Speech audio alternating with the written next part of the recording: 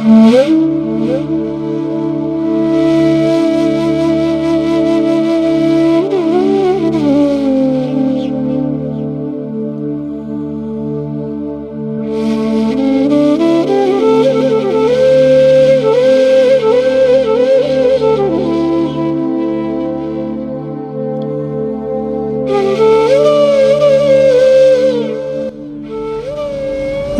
குடும்பத்தில் வர பிரச்சனைகளுக்கு காரணம் என்ன தெரியுமா?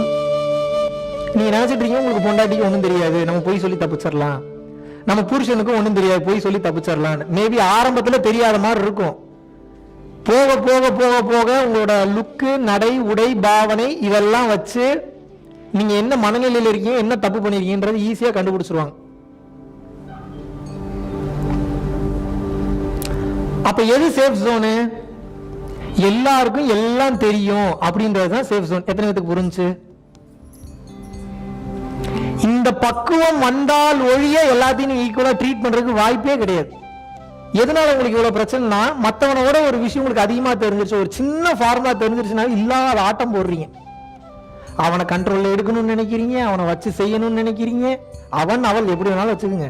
ஒரு விஷயம் உங்களுக்கு தெரியுது அப்படின்னா it's called responsibility brother, it's not an opportunity. எத்தனை பேருக்கு புரிஞ்சு? அது பொறுப்புணர்வா தான் இருக்கணுமே தவிர எனக்கு ஒரு வாய்ப்பு கிடைச்சிருச்சுன்னு பயன்படுத்தக்கூடாது. அப்படி நீங்க பயன்படுத்திட்டீங்கன்னா அந்த வாய்ப்பு மூலியமா உங்களுக்கு பணம் சேரலாம், பொருள் சேரலாம், அதன் மூலியமா சுகம் சேரலாம், அருள் சேரவே சேராது.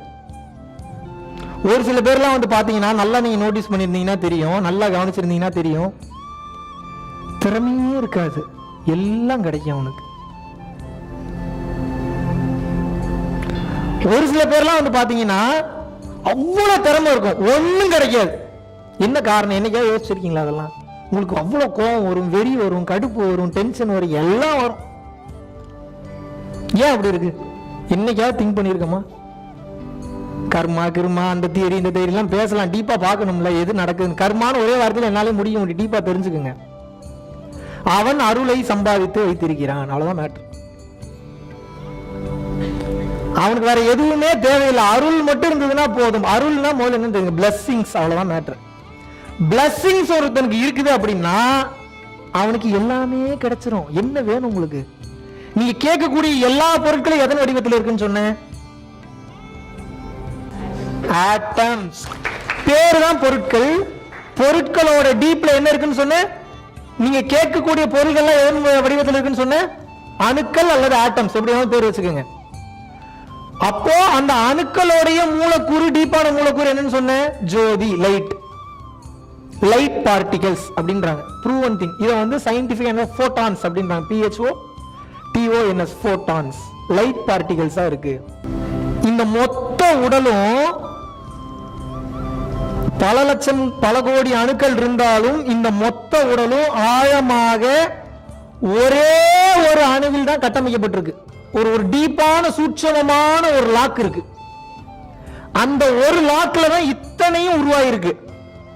பயிற்சி பண்ணி பண்ணி பண்ணி பண்ணி அதற்கும் அப்பால் அதற்கும் அப்பால் அதற்கும் அப்பால் அதற்கும் அப்பால் அதற்கும் அப்பால் அதற்கு இடையில கலர் கலரா காட்டும். உங்களுக்கு அழகான பொண்ணுங்க வருவாங்க, பணம் வரும், வீடு வரும், பேர் வரும், வாசல் வரும். வாசல் இதை பைபாஸ் பண்ணிட்டீங்கன்னா அடுத்து சூட்சம ரீதியா இல்லூஷன்ஸ் வரும், விஷுவல் வரும், பவர்ஸ் வரும், கொடுத்துதான் கெடுக்கும். அது எங்கேயாவது டைவர்ட் ஆகுறீங்களான்னு பார்க்கும். அது ஏன்னா நீங்க அவனாயிட்டீங்கன்னா அந்த சராசரம் நீங்க சொல்றதை கேட்டு நடந்தே ஆகணும். கடவுள் உங்களுக்காக மேஜிக் பண்ணுவாருங்க.